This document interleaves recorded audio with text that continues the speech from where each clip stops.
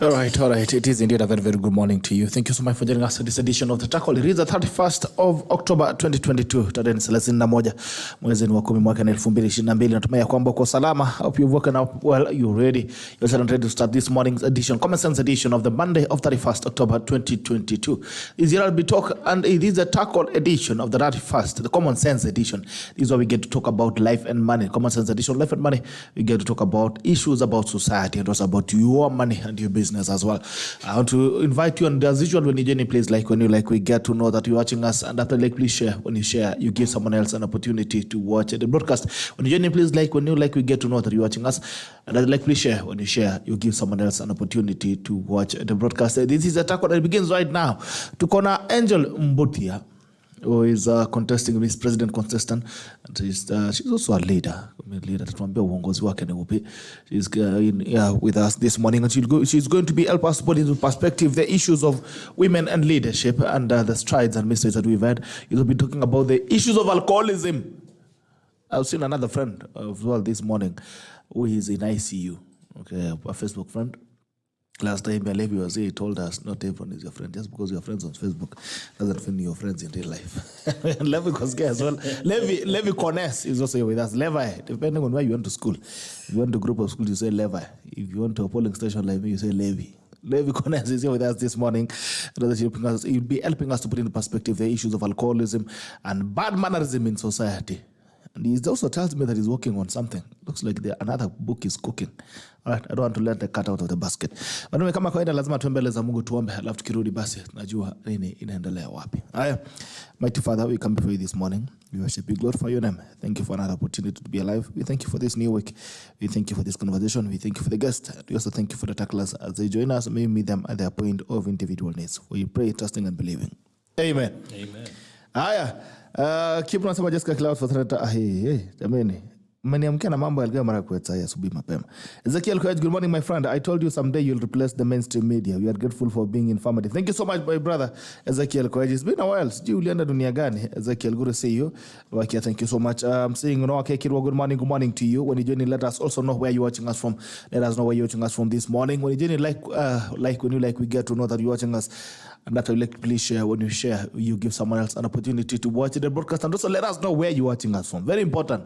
Let us know where you're watching us from this morning. Nokiro, good morning. Jane Mumbi, good morning. Jane Musa, good morning, good people. Good morning to you, Jane. It's been a while. Lawrence Arab Koech, great show. My regards to Levi. Please talk more about alcoholism. So that is what we are talking about today. Watu munakunywa sana. I mean, it's very sad. It's very sad. And I don't know what the problem is. For instance, where I come from in Eldoret, in every 50 meters, there's a club. Yeah. On both sides of the road. I saw a new one being advertised at Apple Annex. Good morning, Kwanza. Good morning. By the way, there are people complaining you talk too fast. Oh, really? Complaining? Yeah. I think I talk too fast. Waliniambia nikuja nikwambie. Lakini sasa unajua mambo ni mengi masana. They're speeding on the roads. You are speeding here. Speeding. Wala ni basi nitaanza kuongea pole pole. Do you think I talk too fast yourself? No, I don't think so, but sasa unajua mimi lakini wanasikianga ile nasema. Mimi nilienda ngambo. Nilienda ngambo. Hata kuvuka mto ni ngambo. Lakini wewe ulipanda ndege. Overseas. Le ngambo tumeenda sisi ni ngambo ya mto. Lakini Mungu ni mwema. Good morning. Good morning. It's been a while. Yeah, good to see you. You've been keeping well? I'm well. Yeah. Fresh kukuona. As well as can be. This economy. Vitabu ilisha.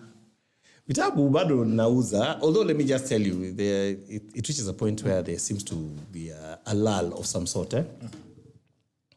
I'm discovering a lot of things as a writer. Number one, as a writer. As a writer. No, there's a professor I met at the book fair who told me not to call myself an author. Okay. Yeah, he said, you're not an author until you have at least 2 books. Okay. At least 2 books. He said, yeah, body child and then. But you're lucky, at least you can say in my book. In page 50 of my book.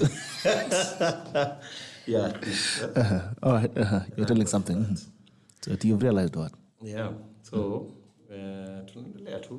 though there's a lull, of course, there reaches a point, you sell books to your friends, and you sell books to friends of your friends. And then you sell books to new people. And then you discover you need a lot of things. I think I was naively thinking I would have sold 1 million books by now. Have you not? Are Kenyans reading or drinking? They are not reading. If they're reading only the science, where the bars are. The truth of the matter is hardly. Our reading culture needs work. Just think about it. Even the newspapers are suffering. They just don't want to say. But what do you think about the reading culture in the country? Yeah, it's gone down big time. What are the reasons? Internet? Maybe because we live in a world that's a bit faster. People don't want to see so many words. They want you to just tell them even and then we are a world of punchlines. Kiweka tu hata kwa WhatsApp, we don't want a long video. Look at the TikTok culture. All those things were narrowing down. Our attention span has grown shorter and shorter. We want you to say it in even Twitter in a few words. 70 characters. Not so much at you. You write a long post on Facebook and guys tell you, hey, this is too long. Too long. Summarize. Summarize. Na Twitter page 1 of 2. Yeah. So the readers are very few. Yeah. They're there, but they're few. And I think we are only forced to read because we are going to school. If there was an option of going to school and learning these subjects without having to ever open a book, a lot of people would take it. Yeah. Okay. Hiya. Angel, good morning. Yes, morning, Gerald. Have you read his book? Not yet. I think he should send me a copy today. I will. Yes. So. It's a pleasure to have you. This is your first time on the tackle. Good morning. Yes, I'm excited to be here. How do you feel? It's beautiful. It's a space that, I look forward to the interaction. Sijalala all night. Nimelala na viatu actually. Nikikuja. Sinema ndio mingi. Nimefika mbele yako. Sasa lazima uambie watu. Nimefika mbele yako. That's how excited I am. Ayasalimia wananchi. Say hi to the class. Well, I'm in MBUTHIA. I am a passionate leader in Kenya. I started my leadership journey at the University of Nairobi as Deputy President of SONO. Now I work with the All Africa Students Union and I chair the COMESA Youth Advisory Panel and I'm a member in the Youth Advisory Board of the Kenya National Youth Council.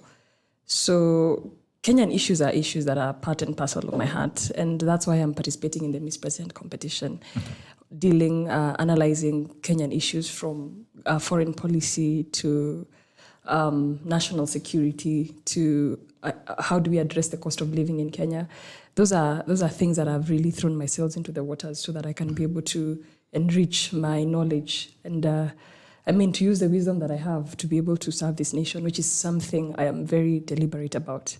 Okay. Yes. All right. So what is it all about, this Miss President thing? Are you guys going to come and replace our president? Or what is going to go on? Is it a coup? Well, no. Miss President is a wonderful concept. It is being spearheaded by the Media Focus on Africa.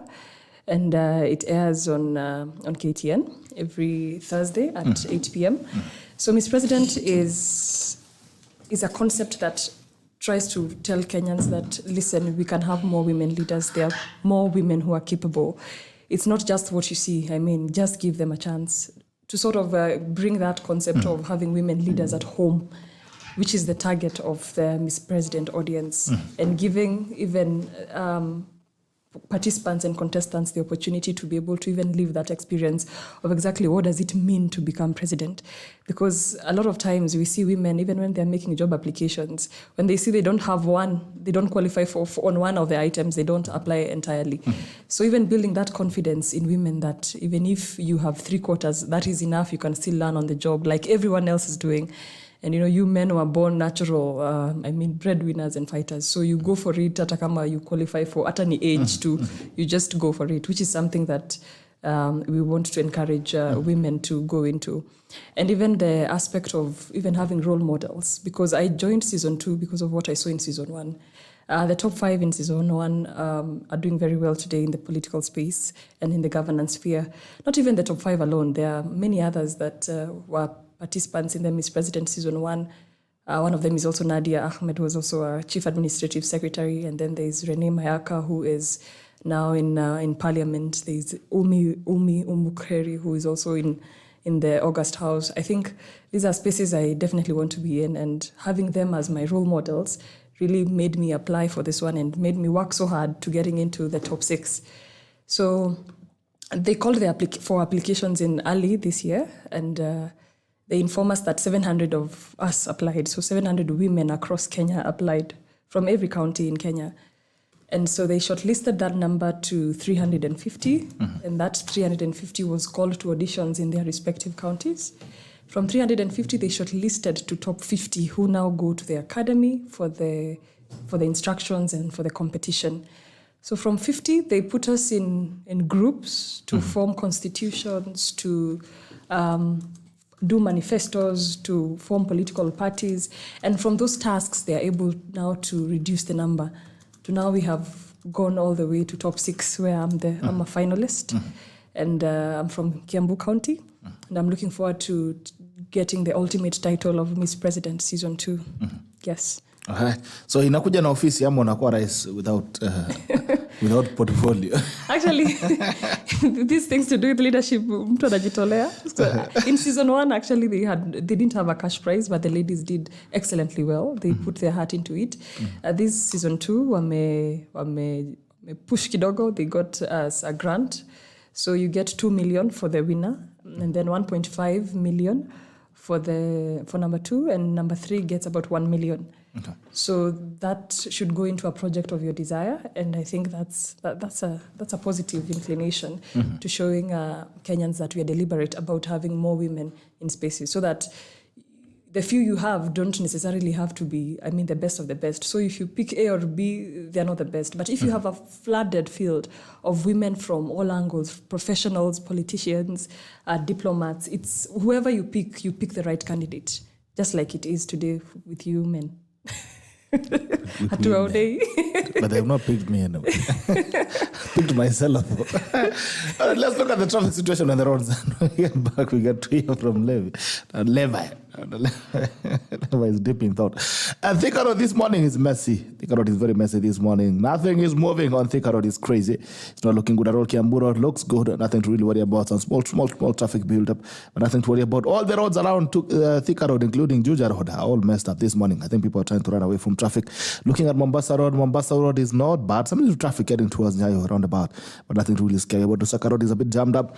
Looking at the Aerodrome Drive, looks very jammed up as well. Bujara Road not looking good at all.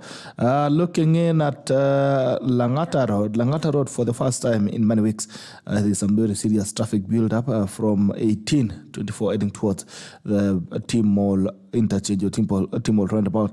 Mbagathi Way, okay, Mbagathi, you guys have refused to call it Raila Odinga Way. Even Google has refused. Anyway, Mbagathi Way, it's not looking good. Some little traffic build up in between Riara University heading towards Kenya Defense Memorial Hospital, and heading towards the Kenyatta roundabout, not looking good at all. Some little traffic as well. And Kenyatta roundabout heading towards Arlingam Total roundabout, not looking good. It's very jammed up as well. And Gong Road heading towards Upper Hill, a little bit of traffic. Gong Road as well, build up. There's some bit of traffic build up all the way from Adams all the way to the Kenyatta roundabout, not looking good at all. A lot of traffic again this morning. Queen's Road looks clean, but there's some small traffic build up between Oledume Road. Oh, all right, from Quickmart, joining in Oledume, there's some serious traffic build up on that side. Okay. Not looking good at all. All right, let's look at Kitanga Road. Kitanga Road looks clean. Nothing to worry about, but the Kingara Road interchange is not looking good. Kingara Road is clear this morning. Nothing to worry about. Naivasha Road is not looking good. If you can avoid it, the better for you. All right, there's traffic situation on the roads this morning. Looking in at Waiyaki Way, looks all clean. And Kileleshwa, Lavington, there's a very serious traffic build up on James Gishuru Road heading towards Waiyaki Way. Very bad, and also Lavington area heading towards Olengurwane roundabout or Total roundabout, not looking good at all this morning. So if you can avoid those roads, the better for you. Limuru Road as usual, jam kidogo, and Westlands kidogo kameshikana heading towards Musiam Hill. All right, that's it on the roads. Levi, ishida jam Nairobi. Yeah, but it's just seasonal. It's in the end month. Watu wako by 14th tutakuwa tumerudi. Tutakuwa sawa. just seasonal. Cars are out, everyone is out, it's a good time. Traffic. Which developed country doesn't have traffic? It's you a can't first world eliminate traffic. problem. That's the thing we cheat ourselves with, that we will eliminate traffic. Why? London has not done it. New York has not done it. But Beijing has not done it. But there is traffic, then there is unreasonable traffic. In Kenya, sometimes they But want that's that. also one of the underlying factors is that we are all working in the same hours. Many of us are working 8 to 5. 5 o'clock we go home. It's before 8 we're coming to town. Until the day we change even the structures of how we work. So Nairobi to Ghana, We will all be on inafanya the kazi roads at usiku, about the wengine same wanafanya time. kazi mchana. Yeah? Yeah, it should be better. It should be, because we're talking about Vision 2030 and it's about a 24-hour economy. Yeah. That's something that we should really keep on pursuing. When will this be implemented, this 24-hour economy? But I think, I mean, this city needs a metro plan in terms of movement. Because, for instance, I don't see why one would drive all the way to the CBD. I mean, there needs to be a place where all these madness end. Yeah, but we And missed then it. we the moment need a metro. We need a metro plan. But we missed that with the expressway. We put a highway instead of a train up there. We should have put a train up there. Oh yeah, and we should have put it everywhere. Another one going to Uko Kiseria, another one going to Uko Nini, Thika Uko. I mean, these guys, you know what frustrates me the most is that we've got politicians who travel the world all the time. They go to fancy countries, they send us their photos from there. Especially they call it benchmarking. Then you ask yourself, they go see these things, alafu. Then what? They don't want to even have some pride back home that they changed something, made something look a little bit better. And those countries that they are going to, yes, they have not dealt with the traffic jam, but at least they have managed to reduce it a bit. There's a predictable time that you would take between here and Gong. You know, for example, you'd know it will be like under this minutes you'll be there. And if you use the train, there's actually a time you can pinpoint. Now, Sisi Kenya, you cannot pinpoint. You can't even be sure about an appointment. Sometimes you can wake up too early for an appointment at 6:30. You're there by 6:05. You find yourself at 5:50 or You're there. you're in town. You're not even sure whether you're right. Another day you wake up the same time and at 9:30 you're not there. What kind of economy is that? What is that? So for me, I still propose that we need to have a serious metro, because in those cities that you guys are talking about, there are programs on, public transport. I think that is what is key. If you can transport the public more efficiently and quickly, then nobody even cares about having a car or driving with a car. Yeah. Why would I want to? Yeah. If it's easier to get to town, let's say through a metro train or through a bus, a BRT bus, then why would I want to get stuck in traffic in a personal car? Yeah, and then these other things. Sometimes you can force the traffic to come down by, moving some Services. services Some away. industries, yeah. For example, I had, Ledama talking about parliament, going to Nairobi. I fully support such things. Take these things away. Take the judiciary Ndio to wataacha kutusumbua bana mao. We asubuhi. Take the judiciary Why to, Nairobi? I don't know, Kitale. Force us to even see the country as we go there. Because some people, we are coming to Tao, some guys are coming for cases, some people are coming for... We have all these things saturated in like a small radius where we are all going into for services. For example, even KRA, that big time tower. Toa hiyo kitu hapo. Rusha huko Peleka Isiolo. Mandera. Or even expand Nairobi. There's nothing wrong. Or expand Nairobi and send it further down the road. Yeah, Huko. Mlolongo ikue part of Nairobi. Ama wapeleke one of maybe parliament ikuwe Mololongo. Ni ingine ikuwe Kitengela. Yeah.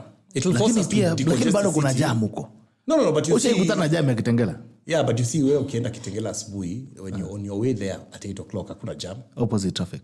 It's opposite traffic. You can even live there. There's nothing wrong with living there if your workstation is there.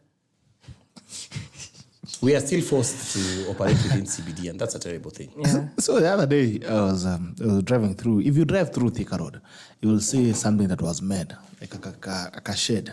It's like a shed that was built there. And now, kina mama mboga wanashughulikia hapo na watu wa kuchoma mahindi na wale mayai wanigonge mbili. Wako hapo. It was supposed to be a BRT. Oh, ile BRT ndio unasema? I've never understood those things. Have you seen the shed? I've also seen they have like a right something. I've always asked myself, what is going to really happen when the implementation... I don't know, maybe you should call the former minister kuja hapa. For us to understand What the was he up to psychology. so that we actually get into his thinking? Alikuja akapaka lami lipstick. Na akaenda. I don't know. it seems like we have a goodwill, and what we have is a very good PR exercises that do not result in tangible things on the ground. Okay. Well, what does that tell you about administration as it is, Angel? Government needs to learn how to work together. They are not independent of each other. When you have a county government and a national government, they need to coordinate. Even the departments within ministries, they need to work together. Because now you find that one department thinks A, the other one thinks B. I'm the one who should be in charge of this. So you get to a certain level, because of the lack of consensus, you see things are not working out. It's the same thing that is happening even in our counties. You see the national government wants to take some roles, but then the county government feels that they are more entitled to deliver them better than. So it becomes a power struggle. I mean, it's about the egos, the battle of who is who. So I think having consensus is very important, because it's not the knowledge that we don't have. We have graduates from MBA with experience and all that. So that is not what we lack. What we lack is consensus, allowing yourself to learn from someone else, and also you they learn from you. So when we keep on doing these things, and we are talking about public participation, like now today public participation starts for CBC, then now we take away the real essence of how things should be done. Because now when you spend so much on A, and then this other government B that comes with its ego and just thumping decides, no, those shades, we don't need them anymore. Let's do something else. So I think let's just swallow that pride, that pill of pride, and be able to continue in some of these projects, because we even have very little resources. We have very many things. Mambo ni mengi na pesa ni kidogo. Na masaa pia ni machache. Masaa pia ni machache. What do you think? What does it tell you about administration as it is? About what? Administration, government and its administration. You talk about Macharia, for instance, you're saying your guy showed up one day, said, okay, guys, this is a road. You should not cross to this side. So for you not to cross, I'm putting up a line, a pink line. Then it disappears. It's a red line. It's not red, it's pink. It's those things, I don't know. And I don't even know how he was going to get Matatus not to cross that line. It's just, I don't know. But you see, when we talk about even like... He might catch you crossing that line. If you ask anybody on the street what Vision 2030 entails, they'll hardly tell you. You know, you're supposed to have... There are those big things we say, okay, Vision 2030 sounds good. Already right now we are only 8 years away from 2030. Maybe we'll revise it to 2044 or something and push it further, you know, kick the can further down the road. Because of COVID and the wine. No, time has caught up with us. I mean, 2030 is now here. But you know, when you have a good blueprint, even Mwananchi on the street knows this is the plan for the country. If you talk to developed countries like Singapore, you know, you talk to those guys, the Dubai guys, they not only have a plan for the country, but it is so cascaded down that even the local guy is aware that this is our plan. This is where we are going. This is where we are going. So even successive governments, when they can come in and fight on policies, on how to do it, blah, blah, blah, blah, blah. But in terms of the plan, it is the same plan. Wanaingia tu. Or maybe we are just replacing individuals who are going to actually implement the plan. Here, we have plans for everybody. We go to an election, you have your plan. If you're lucky and you enter, me, when I come in, the first thing I do is dismantle your plan. I now lay mine. And the same thing happens, and it's replicated year after year to the point that we're not actually moving. I mean, when we have guys saying, for example, we have got projects, SGR is being, vilified every day. It was a bogus thing. The highway in the sky is also vilified. Now you ask yourself, some of these guys who are vilifying some of these things also sat in some of those governments, even at lower levels, but they were part of the plan. So what are we doing going forward and telling ourselves? Because what we are doing is just we are running on a treadmill. We are running, but we are going nowhere. Yeah. You're not grinding anyway. All right. Mandera Blogs watching live from Wakatown in Mandera County. Santa Sana Moturi, Anthony Thema Kiboychel. Kunaendaje? Nuta Makove watching live from Kakamega. Ezekiel Kwet falling from South Rift. Asante. Mwema Steve Mwema. It's been a while. Mwema Steve Mwema. Uliendango hapi. Anasema informative show na watu wapande miti. Asante. Wapande juu ya miti ama wapande miti mimea. Haya. Ismu yeko anasema ya asante Timoke following you guys from Eloit and a big fan of Levi. Thumbs up to him. Asante. Good morning, Gerald. Live watching from Nesuit in Joro sub-county. This is great show ever. Your topics of discussion really make me think in a different angle. Bravo, Gingos. Asante. Comrade Mwanzi, the cover of us PLO, the inside is... see Levi. Okay. Eduardo, good morning. Jero, good morning to you. Amos Ruta, a new fan of your show. Amos Ruta from Elgeyo Marakwet. Kesho kutwa ni Jessica. Asante sana Amos. Ongezi sana. Good morning. Good morning to you. And thank you for joining the tackle. You're most welcome. DK Chebwe, good morning to you, DK. Talking about women leadership, Angel. There's been a discussion in a couple of weeks that has been running. And of course, it's about Meru Governor Kawira Mwangaza, who is having it rough in a county. And it seems like they're actually either giving us some very beautiful entertainment and comedy. So there's a picture circulating of the husband, of course, who said now he's living in a wood house. The other day, he was carrying the handbag just right behind the wife. And people have argued. I mean, are women able of making independent? Because people are saying, okay, some people are arguing that she's being controlled by the husband. And the men are also arguing the wife is controlling the husband. So anyway, the thing is, all these things seem to be spilling over to our ability to lead. And now already we have a petition to impeach her. This is a petition of impeachment that is running. And I don't know, she might get unlucky. She might actually be the first governor to be impeached. Or it might be very difficult for her to operate within that environment. Because look at the MCAs. The MCAs are making it so hard for her to operate within that area. And it seems like it only keeps getting worse as the day goes by. And also, it picks, the psyche picks. Hata unajua zingine unafika unapata mtu anapigwa. Ulizi kwa nini anapigwa, mtu unapiga tu. Looks like what's happening to Kawira.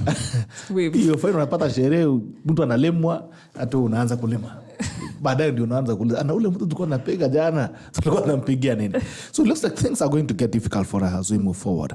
But then again, the biggest question begs on the ability of women today. There's someone who wrote me a message the other day, and she was saying that I was having a conversation with the son and some other group of people, young people, and they were saying that need to get to a point whereby when a woman is being appointed to lead, they should also vet the husband very seriously. I don't know. Does this then say much about what people are saying that women are not able to make individual decisions when it comes to leadership, and also are not able to separate their personal lives from public office? Well, Gerald, the thing... or what exactly is going on in Meru? Maybe you know better. Well, I think we totally take it the wrong way when we when we bring in the gender card, that she's female, now she's being fought. I think now we are past that. She's a leader, she's the governor of Meru, and she got there by merit. She was elected by the masses, by the people of Meru, and so we respect that. But now when we talk about her being in office and her being challenged by her MCAs, I think that's a leadership question. I mean, we've impeached men in this country. It's not a new thing. And I think, like everybody, when you have a problem in your body and you need a transplant, your body will have some rejection issues at the beginning, and you might even suffer complications. But then after some time, then the body gets used to it. I think that's the same thing with the governance system in Meru. They are saying it's a new thing, and one of the most patriarchal societies actually surprised us by having a woman leading them. And I think that's very encouraging, and I would want to first congratulate the people of Meru for believing in Kawira and putting her there. And even seeing her appointing a young person to serve in her cabinet is something that was very encouraging, even for us, the young people. We are talking about youth leadership and all that. She appointed a young woman to serve as a CEC in youth in her cabinet. I think that's quite commendable. I was looking forward to her leadership. Okay, I'm still looking forward to her leadership, because at the end of the day, there's a process to be followed. We saw the same case with Anne Waiguru and how she was at the brink of being impeached, but she overturned. She only had, I think, 2 MCAs supporting her, but she was able to fight it. She had the worst case, I think. It was even much worse than this one that we are facing with Kawira, because if Kawira is just being judged on the basis of administration, because financial issues haven't come up yet. Waiguru had administration issues raised against her. She had financial issues raised against her. I think it's too soon for the people of Meru to want to have that being made. But again, the people of Meru delegated their power to the MCAs of the county. And we are trusting the MCAs to do their job. It is their job to impeach a governor if they feel that they have no confidence in them. But then again, let us look outside the gender question. It is not about it's not about her being female. It's about how strong her administration is. And even if the MCAs succeed, then we have a whole Senate to decide how exactly her case will go. And so I don't think it is is cast to stone that she will not make it to governor, I think she has quite the straddles to beat before she is impeached. And she has a lot she can do between now and then to be able to save herself. I think she should continue believing in herself. The people of Meru believed in her. So 20 people should not be the ones to overturn the decision that was made by hundreds of thousands. There's more to it, and I think let's focus on working. We talked about ego issues in Kenya. It's who versus who is bigger than the other, who has more ego than the other. So that question is really costing us as a country, the process, the procedures. You can imagine Meru County now is in shambles, or it is at a standstill. And it is one of the counties on a red alert for drought. Is impeachment more important than putting food on the table? So I think the leadership of Meru should put its priorities right and be able to determine exactly how is this going to go. Do they really want to go that way at this time, when we need all the attention going into the Mwananchi and ensuring that they have money in their pockets, they're able to put food on the table, they're able to go to hospital and get healthcare? I think now this is the time to just accept and move on. However, I'm also appealing to the leadership of the Senate to also look keenly into her matter now that she's not, she did not run on a specific political party. I think they should just look beyond political parties and see to it more in the aspect of governance and the needs of the people of Meru County. Yes. Okay. All right, Levi, what do you think is going on? I think it's sad that we're having this discussion at this point in time, so early in the tenure of the governor. The number one problem for women in power is men. Since time immemorial, it's men who have always tried to put a noose around their necks. And just look, we have got 7 governors. I mean, it's historic, 7 female governors. But we do not know, a lot of us don't know, who Fatuma Achani Kwale, who her husband is. Susan Kikas, I think we know because he's a prominent, businessman. But I'd be hard pressed to name Cicely Marire's husband, or even Wavinya Ndetis, or even Homa Bay Gladys. Why is it that this gentleman from Meru is standing out? His wife was a woman rep for the last 5 years. The guy was not in the picture. She was the former woman rep. A lot of guys don't know that. It's not her first shot in political power. Maybe because she was women rep, he couldn't really associate with the name. And I do understand. Yeah, I hear she used to go for campaigns, and the guy was a guy who used to break out the guitar. He was the only one singing for her, And he was really the guy who was really helping her, get her name out there, and there seemed to be no one else. But in glory, step out of the light and let the lady shine. Her number one problem isn't the MCS. It's in her bedroom. That is the number one problem. That guy just needs to march into the shadows. Go do some business or something and don't cut a meeting. There are things to do. Be a first gentleman. Find a cause. After alcoholism, fight alcoholism, Meru, Find a cause you can do as something that I don't know, she's a bishop, run her church or something. Yeah, let the lady do her things. Yeah. Because the moment it is him who has entered her limelight that has caused us to have this conversation. That has caused because in the senator meetings, wamekaa pamoja na vitenge zao hapa. Surely. Is it a meeting or is it a Rorajo?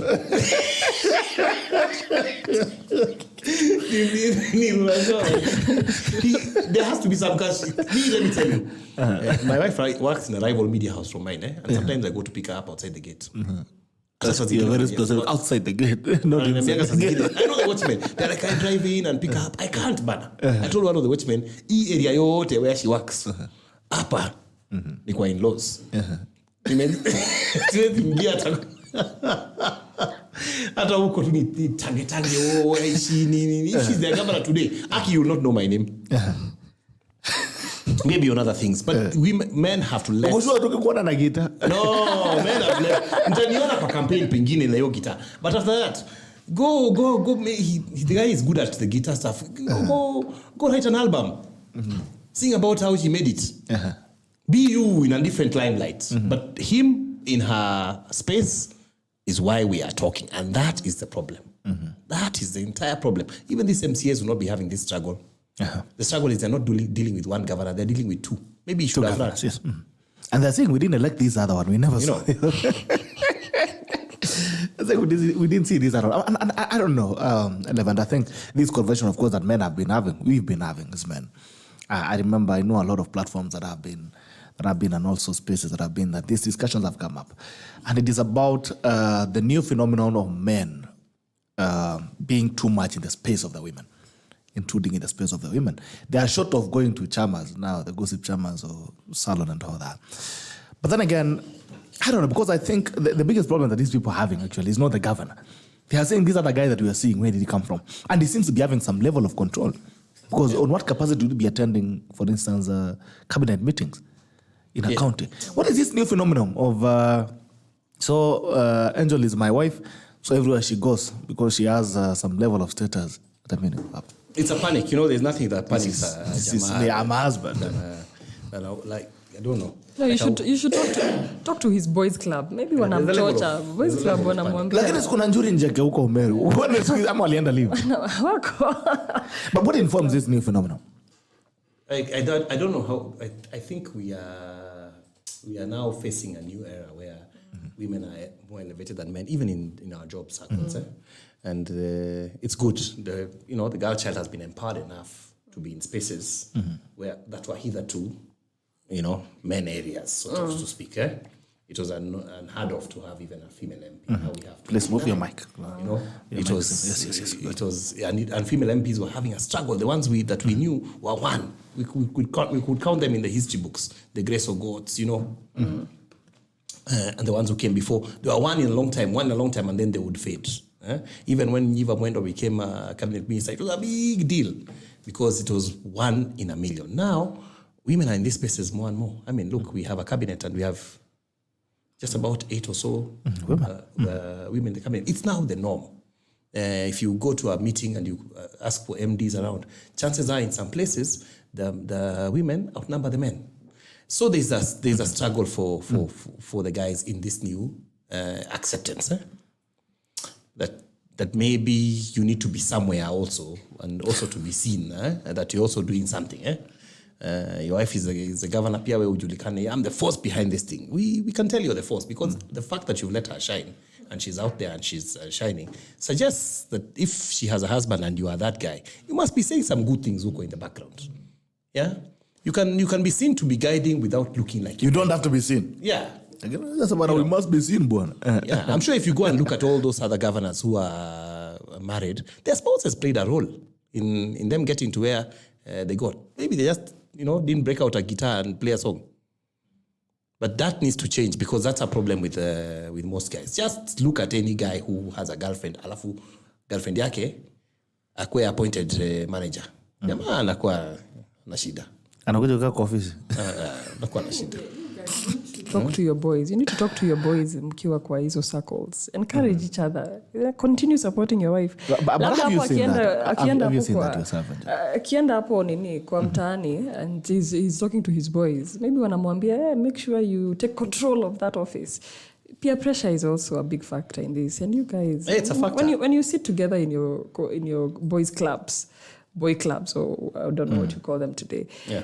Tell the other men, encourage them. I mean, vile umesema, step out of the light. I mean, give them the space to lead. True. Ujue, by the way, it comes from a fear where some women wamechoma pia. Yeah. They've reached those places and they have wanacheza sasa ligi kubwa. They forget the ligi ndogo guy they started with. And that is actually the worry, the biggest worry sometimes, that, your woman is entering spaces, she's meeting with other managers, you're just a kawaida guy there. Her pool of discussions and talks is different. Then she comes home to you. And your talks about jigasi meisha. It becomes a worry, by the way. It takes a very strong individual to get out of that, but it also includes trust. If he actually trusts her, can he just recognize that he needs to step back? If he steps back, by the way, even the MCAs will give her a chance. Because part of that thing they say is arrogance is actually directed at her and him, honestly speaking. It's a unit. What we are facing in Meru County is not really an issue of the governor has not performed. Administration, And does she or have time what? to, we can Nothing has been actually done. weigh performance? We can't. And that's on the basis Senate might throw the case out, because I mean, Senate is there to look at systems and processes. It's a very good nini, by the way, for a TV show. It is. Very It's good actually. fodder for Really? As I said, in fact, after the drama settles, I'm going to do a documentary on Kawira. A full documentary. So I've reached out to them. I would like to sit down with them and have a conversation. I really want to understand. Because sometimes I wonder, is it a movie or a serious?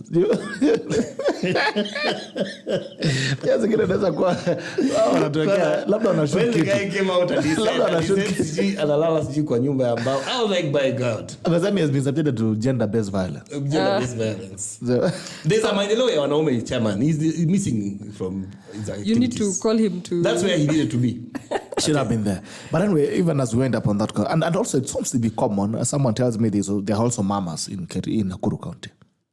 They also? All Some mamas actually, and from some governor yes. to even someone. Yeah. Yes. People are already saying, the guy seems to be more in control. He's also seen in meetings. So it's something that is being associated with Waiguru, for instance.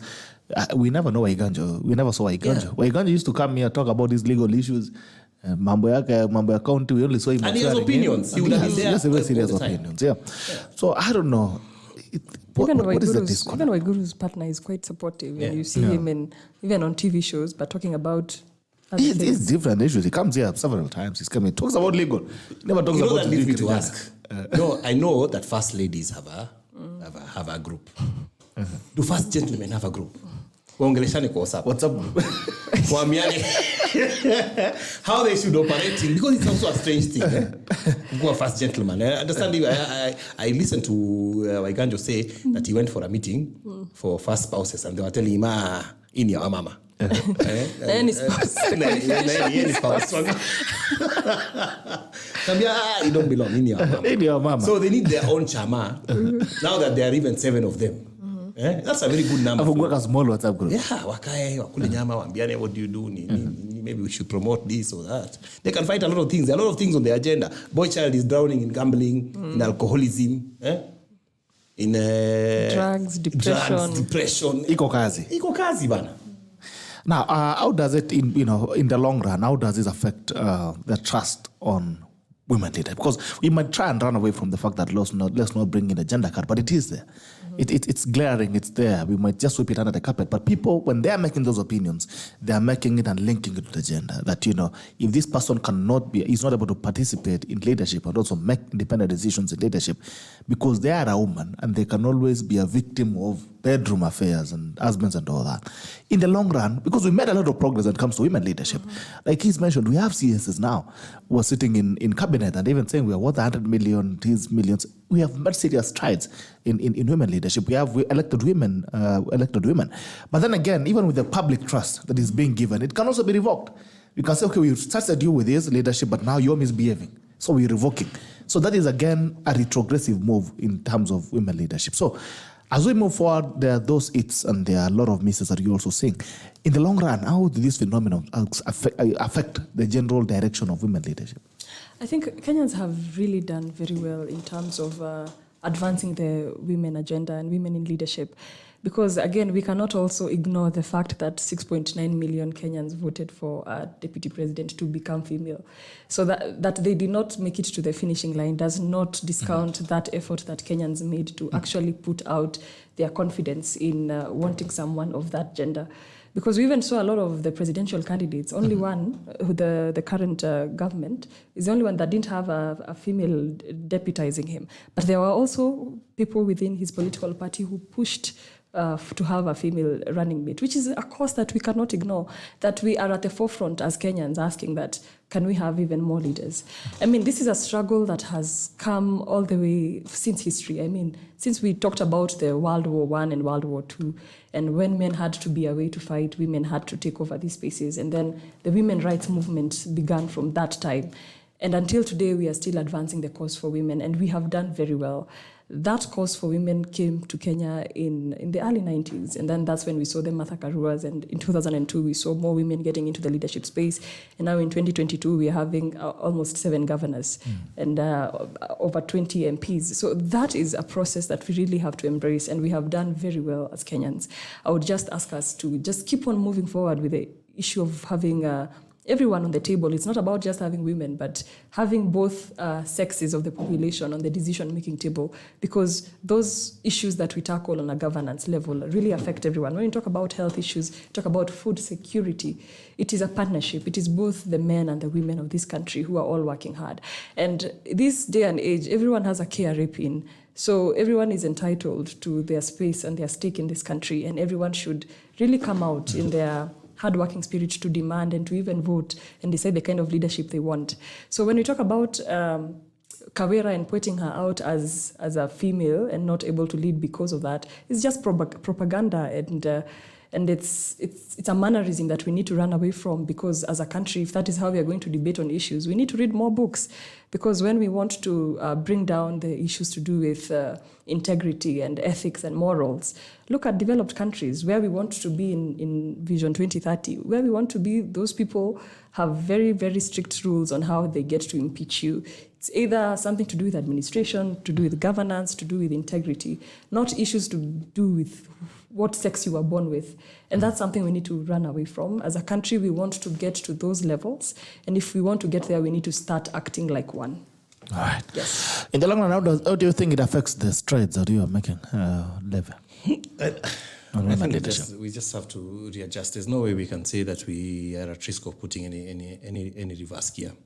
Every new change has got its kinks. This is some of our kinks. It means that we have to discuss as men how we deal with new incoming women leadership. We are getting closer and closer to the possibility of even having a woman president. A woman president. We have to readjust. There are many homes where the wife is now the breadwinner. You know, and people are readjusting all the time. I mean, and men have to get into that space where they realize that manliness is not just equitable to how much money you make and whether or not you are the boss. There are many other things we can do that have not been reduced by gender. That, you know, we are men. They're ladies. There are roles we are going to play that can never change. You know, we are going to provide strength and, you know, security and ability to even give direction. And it does not mean that because a woman also is in a place where she's in a bit of a higher place, that it means that the Jama is also Kayagiwa down. But it takes both genders to be able to recognize that, to get to a place where they can say, this is what is happening in our home, in our culture, in our society, but it doesn't change who we are, and we move together as a team. Because if it's like me, I'm a father to 3 girls. I tell them to go for everything they want in life, but I don't expect them to, you know, become big-headed because of that, you know, and bring me, you know, cuckolded sons-in-law who will come to I want to see also men. Yeah. So this discussion has to start even from young age. And we need to, because when we change society, we don't talk about me and you. Me and you could be far gone right now, maybe. But We're almost gone. We're almost gone. No, there are certain things we think about that are so hard to change. You know, old dog, new tricks kind of thing. But we need to start with society down at the level of primary school. You know, and this is why education is important. This is why discussions like what we are having about CBC are important, because they not only challenge us to think about what they're going to be learning in class, but also how we are going to conduct ourselves as a society. If we change that and we change attitudes towards each other, towards genders, then this thing will begin to cascade down, and we will not have issues like Kawira Mwangaza's later on in the future, you know, where we have a president and a first gentleman who is, you know, sumbuaing us all the time, telling us how he's not in State House. Hiyo ni shida yake. That kind of thing. So I'm optimistic, personally. I think the more we pour, you know, when we are doing a mix, at water and oil, if you have a glass that is half full of water and half full of oil, whichever you keep on increasing begins to raise the other. Raise the other. No, it's the same thing. We just keep increasing that. that additional women until to a point where we dilute the system and people will be able to drink the cup. Haya, tuendelee kuongeza upako. Yeah. And finally on that, do you guys think we continually, as we continue growing as a people, do you think we're continuing to raise more weaker and weaker men as we go by day? You mentioned something about your daughter coming in and discovering that guy is coming. No, I think... And you're having bold women. Someone like Angel can look into a camera and speak boldly. But again, over time, we're having men who cannot even raise their heads. Do you think we're continuing to raise more? Because now it looks like it's tilting. As we're bringing up the women, the men are going down. They're losing their self-esteem. They're losing their grounding. They're losing their independence of mind and operation. Do you think as time goes on, we're continuing to raise weaker and weaker men? Gerald, I think that's far from it. I think... when we talk about raising children, this is a very, very basic concept, going back to the family as the basic unit of society. And talking about, like in my county, having single mothers is something that we should not really talk about. When a son or a daughter just sees their mother raising them up on their own is something that we really should not encourage in our society. And that element is dwindling, is increasing by the day. And the presence of men and fathers in families is dwindling by the day. And that is really affecting the basic structure of society that we are used to, of having men that are chasing opportunities and then women that are also now coming up to start chasing the same opportunities as men. And so at the family level, we now need to really focus on that. Politically, this cannot be dissected in that way. It's a social issue. It's an issue that we also need to come together as a society and be able to say it's not okay to have single parenting. We need to have laws and structures that really ensure that both parents are present in the lives of their children. That is what is bringing up all this disconnect. Myself, I have grown up with my mother bringing me up single-handedly. And so that, you can imagine now the kind of socialization I've had. I know that it is either me or no one else to bring myself up, to have children. If I end up having children, know what to put on their table. That's something that will not be new to me. And that should not be how society should be. I think the most extreme circumstances are the ones that should force me to go through such a life. But because someone just decided that, oh no, I'm tired, I don't think raising children is a thing for me, it's not a thing. It's a responsibility. And regardless of the relationship you have with your parent, as partners, should not come down to the children. So until we fix that fabric in our society, we will keep having that notion that the boy child is getting disadvantaged because even the role models in their lives are very few. They're just learning from maybe a next door uncle or a neighbor on how to become a father or become a man. And even the rituals in our lives or in our cultures of getting circumcised, getting that socialization of growing into adulthood is really not coming out as it should. As we're even progressing to want to become a developed country, I think those are elements that we should not run away from. We should really encourage that the family is really well connected and well compacted so that the children are raised and socialized in a way that they're able to manage their own lifestyles and manage their own children that will come after that. And that's now another generation. All right. Yeah. Okay. Do you think we are raising weaker men? Definitely, we are raising weaker men. Definitely. I mean, you just have to look at... I was just looking on social media the other day and I was seeing there was this church that was doing pass-out parade for men's battalion was coming out. The fact that we have those things, even men's battalions, we have, those men programs. Tell us there's a problem. Somebody saw a problem and created a program to try and even tell men, how to be a man. The only problem is we are stuck between two extremes. We've got one extreme that is so, for lack of better words, religious bound and sees men into accepting everything, and soaking in all manner of, because sometimes men have to be told how to be tough, and punch through some things. And then we have the other extreme that is toxic masculinity. That's also really coming up. That's only spreading one type of man. And that type of man is the one who, if he doesn't get his way, is the one who becomes a batterer, is the one who becomes a person who is completely callous to people, is the one who becomes a don't care person. We are not getting a balance of the two from most of the people who are trying to give us this who is the man thing.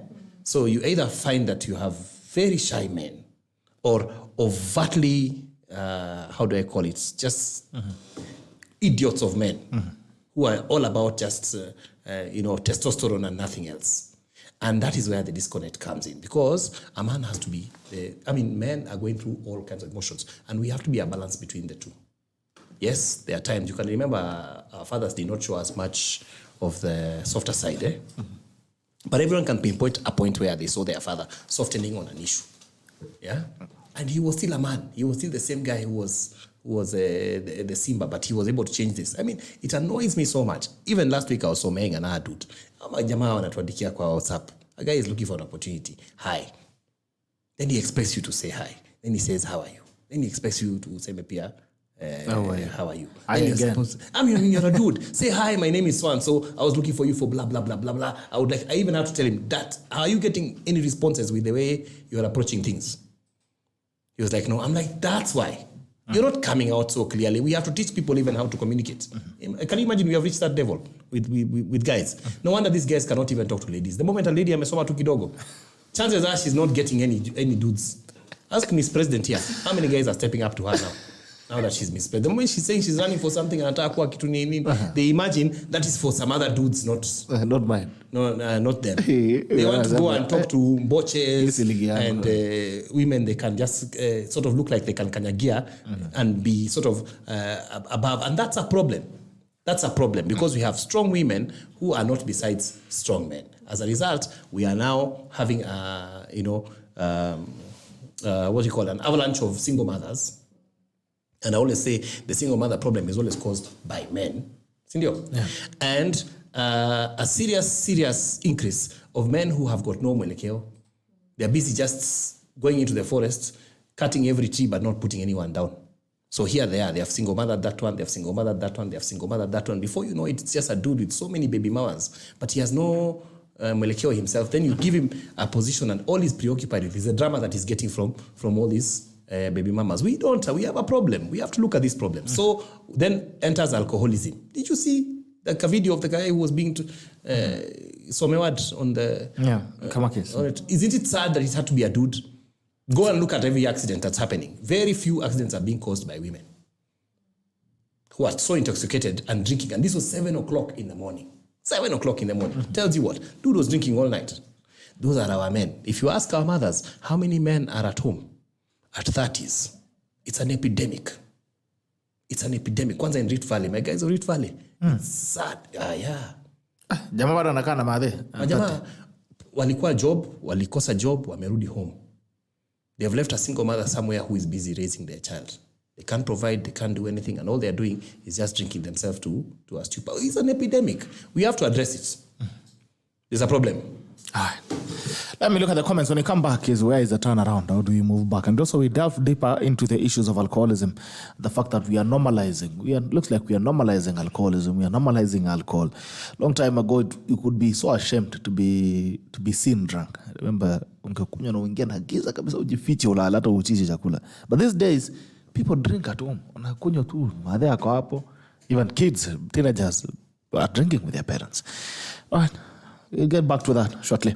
Brian Brandon Yobra watching from Gigomba, Santa Sana, Honorable Muturi Anthony. The deputy days on tops for Governor Kawira should be given time. Remember, Iguru was then.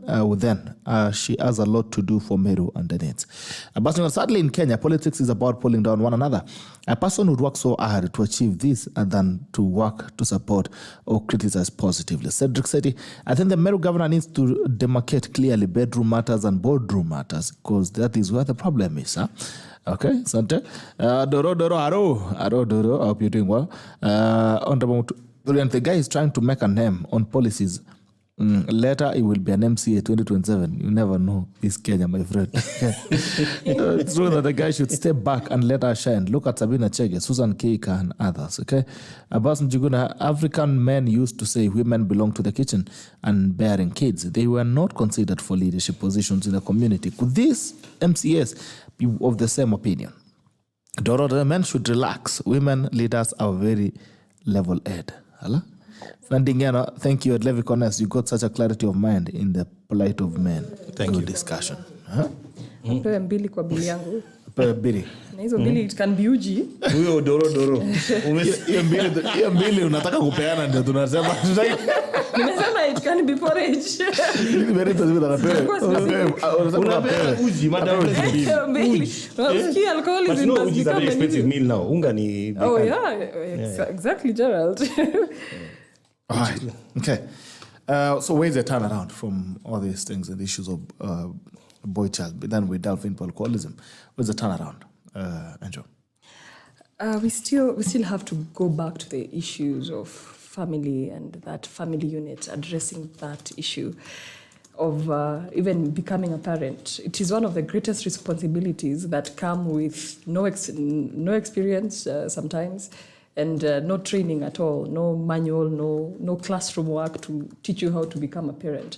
I think that's one job you get to learn on the job. And that really does not have to be the case necessarily. Let's come out of our comfort zones and be able to, support both sexes. And one thing I would look into is President Mwai Kibaki, when he launched the free primary education, so that both boys and girls can get education with, on a unified platform. And 25 years later, we are seeing girls even becoming number ones in the entire country on KCSE, KCP. Those are policies that have really helped to bridge that gender gap, and education is one of the most successful platforms we've done that. So let's not also look at the boy child being the weaker one. I think Levi should have even defined for us, what does it mean to be a man? Because there are too many extremes of that. So how we bring that to a unified point of view that this is what it takes to be a man, and this is what it takes not to be a man. I think that should come out clearly. There's a very gray line, or there's a very gray color on that issue, because defining exactly who a man is it the one who batters? Is it the one who does not support the family? Or is it the one who feels that they should have more baby mamas in their lives? So I think that messaging should come out, and that should come out in those spaces, in those small spaces, those cocoons we sit in. The peer pressure would work mainly for that. Even that peer-to-peer mentorship, men-to-men mentorship is also something, because we do that a lot as ladies. As ladies, we call each other every day for 2 hours just to talk about a relationship or to talk about a toxic work environment. Men should also learn that they are also not Superman. They're not Batman. They also need to also refresh their mental health and ensure their mental care is proper, because some of these things are triggered by very many things and we cannot ignore them. And also, when you talk about job security in Kenya, is also something that is really worrying men and putting them into depression, giving them difficult times in their homes. If they cannot provide, then their ego is shattered, and that becomes a gender-based violence issue, and a very extreme one in some cases. So there's a lot of things that we need to address so that we are able to even help the family to be able to put food on the table and have a better livelihood. All right. Okay. Turn around. How do we turn around? Well, who is a man? I think that conversation is not a conversation that you can even have in a day or a show. It needs to start early. And for me, I like the fact that we have a new government, because then it tells me that maybe we can have new policies in place, that some things we can change, and some things don't require so much infrastructure to do. For example, I think when it comes to men, and especially the issue of alcoholism, and that affects women too, quite a number of women, I think we have to go back to the grassroots. You remember those days we used to know when we were growing up that even Tusker had the advert baada ya kazi. Sindio? Siku hizi we have made it badala ya kazi. Yeah, it was known that people would have a drink after work. If you go to certain societies, you'll find that guys will have a drink. They'll drink 2, 3, 4 beers, and they'll go home. Here we have an extremity, but where are we starting that thing from? Yes, we can include all those other things that happen, stresses, lack of work, but also our attitude to alcohol needs to be addressed, and needs to be addressed young. And drugs. How do we address it young? We have to put that now in the curriculum. I think from class 8, we have to start talking. What's the point? Parents are listening to me this morning, are listening to all of us. What's the point of taking your child to school? You take them to a very good school, you take them to a good high school, you pay for them university fees. Alafu, drugs and alcohol bring all that crashing to the ground. What does it gain you? Because you have a lot of PhD people, very clever people, go to the rehabs. Watu wamesoma. but they've all been brought down by the same thing. Imagine even when you drive around, look at vices, for example, and look at even smoking, for example. There's a cage outside there, hapo karibu na GPO. Mbona hiyo cage? Have you seen who is in that cage? Watu wazito. Watu wasuti, shoe shiners, all of them have been brought into one cage by an addiction. They're sharing the cigarette. And they are across the strata. They are very Across the strata. It's puff. Watapeana. But it's funny, it's even a cage. I even told my daughters, it's funny it's a cage. Because they are really caged by something. Now, if we put it in the curriculum, we start small and grow big. Number one, in class 8, class 7, because many of us tudionja tukiwa huko.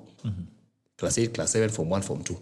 Let's talk about alcohol and talk about the effects. They say there's a story of a gentleman, 2 guys who were brought up in the same home with an alcoholic father. One of them became an alcoholic, and when he was asked, why are you an alcoholic? He said, because of my father. The other one refused to drink beer, and when he was asked, why are you an alcoholic? He said, because of my father. There is a different ball game we need to push, and it has to do with the effects, the issues surrounding you. Because even if your job and your job is lost and you're broke, and you throw in alcohol and drugs, you compound the story. You're going to be more reactive to issues. You're going to be less understanding to what's being said around you. You're going to be more aggressive when it comes to you being given asked a question even by your significant other and things like that. So it's definitely an issue. So in high school, tuongee kuhusu hiyo maneno. And not only do we talk about it, let's now put it in a place where we even take children to go and visit rehabs. Because you could end up there. Talk to people in rehabs. Let them talk to these school trips people are doing to museums, to nini. Ingize ni rehab kwa hiyo school trip. Acha watoto wajue that this could also happen and this is a bad sign. When you're doing a driving test, for example, in a driving school tunafanya tu unaangalia left, right, science, watoto. Make people who are getting driving license have to go to a spinal injury hospital, to a casualty place where accident victims have been taken. You know, the problem is we have seen an accident even at Kamakis. We've had 3 people have died. Yeah? Did you see the matatu? Okay, 6 people have died. Very, very sad. Did you see the matatu? Silikuwa imebend ndani. What happens when people who are alive? I can tell you. Broken backs, broken legs, broken limbs. Some of them never going to walk again. We don't tell those stories. But if you go to hospitals, those stories are there. Too many of us have not been to an accident scene. We need to, as part of the process of driving, do get to know that this is what happens when you drive too fast. It could happen to you. And this could happen to you. That way we can shock people into the reality that it's not just happening to other people, it's happening all around us. Because for every 6 people who have died, so many others are maimed, injured, completely, lives have completely been changed, but we don't bring those stories ever to life. So in fact, we have to engage it deep into our systems to be able to change the ways. And then finally, on the issue of how many bars we have licensed, I was looking even this morning, 12,500 bars in Nairobi alone, and that's a 2016 report. Of course, after COVID, we are up. Add Eldoret bars. Tuko juu sana. Why is it that in a country of 47 million people, we have bars... More bars than people. More bars. You look at New York, 4,000. 4,000. Do you know how many Americans there are in the world? And how big New York is compared to Kenya. We are even pitting Mexicans. I was looking. Mexicans have got 6,000 bars. And Mexicans are so many, bana. You can throw a stone in Mexico. Na wanapenda sherehe. But here we have advocated it. We have allowed it into our system. We have let it grow and fester. And here we are reaping the problems, because even the people who don't drink alcohol are affected. An 11-year-old boy has died who has never probably touched alcohol, because somebody somewhere was drinking. Do you see it's affecting everyone? It is. Yeah. And it's affecting the boy child. And the boy child, let me tell you what, if we can tame it with the men, this is where the key is. We will automatically tame it with the women. Ukienda club, 9 out of 10 times, DJ nani? DJ ni manu. Wanaume. Revelers ni kina nani? Who will be the people paying the most bills? Go look at the names. Men. Oh gosh. It's us. Ni nyinyi. Yeah. Ni nyinyi. Nyinyi mtakuja watano with one guy hapo Gerald. Anawachafulia. If we can tame those guys, we can tame this society. I think Gerald... And tuanze kupeleka women to church. Yeah, but we are in church. But we are later church. Lakini kushua venye, okay, when a man goes to a club, you'll probably have 7 women who have followed you to the bar to go and drink. But if I start going to church, will the 7 also follow? Let me tell you.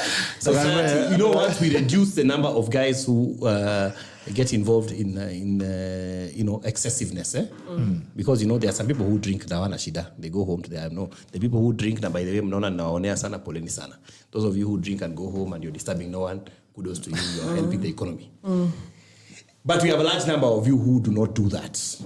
I mean, and then you have government that does not help, because government imeka alcohol, for example. Nimeona alcohol wamerudi wako kila mahali. Siji Gatanga Road said, yeah, alcohol everywhere. Unfortunately for governments, and I hope the new minister is listening, most of the time alcohol is put there simply to collect money. Yeah. They don't really care about us. You know, in other countries you find that they've gone beyond the act of nabbing you to now caring about you. If you're going to a bar, Gerald, and you're at a bar somewhere on Eastern Bypass, and you want to drive out, the watchman is the first person to stop you and say, "Apana, bro, umekuja sana. Can we call for you a taxi?" Or we call someone to come. We don't allow you to get out and go. Yeah. Why? That bar needs you tomorrow. Yeah. You go and crash to even you people of bars. Are you mad? Here, we also have access to booze very early in age. I mean, you don't have to have an ID really to go buy pombe. When was the last time somebody asked for an ID for somebody looking young? Hakuna. A neighbor of mine was complaining how his neighbor alituma kijana yake aenda nunue sigara. An 11-year-old boy. And the guy was sold for cigarettes. He's told to the kiosk huko akazusha huko nini. We don't even have people who care. That's even the communal caring. It died. Where you can see a child is coming there in school uniform. We've got children in school uniform who are always drunk. Where are they buying the booze? From people of wines and spirits and bars. They can't even ID and check. So we have a problem cascading everywhere. And some of these problems, they don't even require money. By the way, Minister of Roads, anza huko, before we get on the roads and even talk about how the roads are funny and, you know, how police are collecting bribes. And even ask myself, who are these guys in Nakada? By the way, I want to call them out today. Who are you people? What are you doing? They're ghosts. You know? Yeah, about why are people earning money for things that are just happening right under their noses? Because here we are discussing this accident. Next week we discuss another accident. We are approaching Christmas season. We are going to discuss more accidents. Same story. And you know what will be our... we'll blame the devil. Yeah, and what's our remedy? More police on the roads. No, it's not a military state. Roadblocks. Kushika watu. Most of the guys tunashika kwa roads are not even the real problem. This accident happened at 7 o'clock. The problem is the guy who stays in the bar. Avoids the alcohol. And then leaves at 7. Hii accident ilikuwa saa ngapi? Asubuhi. Anasikia ndio style, by the way. But Levi, it's even better we have people drinking in bars, because again we can't ignore that alcohol is one of the biggest revenue generators for our country. When they are drinking in the bars, it's easier to regulate them, because what did we see during COVID? All bars were closed, but sales were still being made on alcohol. Now what happens? The alcohol now comes to the house, because now we'll meet up at your place, or you meet up at my place. We go to your place to drink there, because now we don't have access to public places to do that. So what happens now? The children at home now get socialized to drinking at a very early age. And so that is another problem that we'd look at if we decided to go extreme on alcoholism and say we close all bars. No, we don't. I didn't say close all bars. No. I'm just hinting at some of the options that we would have on the table, not necessarily that you mentioned. But when we look at addressing the issue of alcoholism, even working with those, because, developed countries, we bring that again. People who drink there, they have to partner with, what they do is that if you want a bar license, you need to be in a hotel. Those are one of the qualifications in other places, that if you drink, you're able to sleep there, or you stay there, or get a taxi company that comes and picks you from there. Because it means that if you can go to a bar and drink, it means you can pay for your taxi and go home. So that is no question about money or having money in your pocket. So some of these things really need a wider scope to deal with, even before we go into the issues of policy and how we address them as well. So alcoholism in Kenya can maybe we are a drinking nation. We like to party. And our previous events and activities have shown us that is what we like to do. Again, we cannot take away that from Kenyans.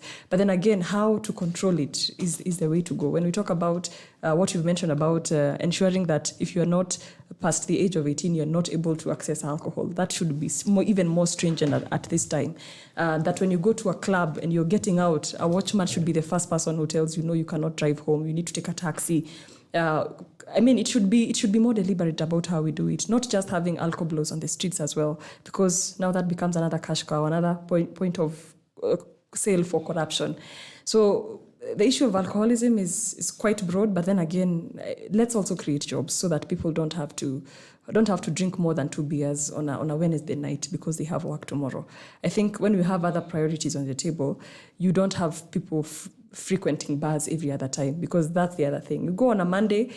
I mean, even when you have foreigners coming to visit, you go to a bar on a Monday, the bar is full. You're wondering, are these people going to go to work the next day? Yeah. Let me tell you, the guys who are at those bars, like from, and I want to go back to my hometown, Eldoret, from Eldoret Airport to Tao. There are how many bars? Let me count. There are more bars than petrol stations. Where are you doing a census? Ukipita tu Korosiat. Yeah. Korosiat. Those people drinking at those bars are mostly Unaanza na soseni. people who have money. Those are not unemployed people. You know, the unemployed people are in the Changardens. They are in the, you know, the very dingy wines and spirits. The guys who are in these bars we are talking about on the eastern bypasses, on Langata Road, you name them.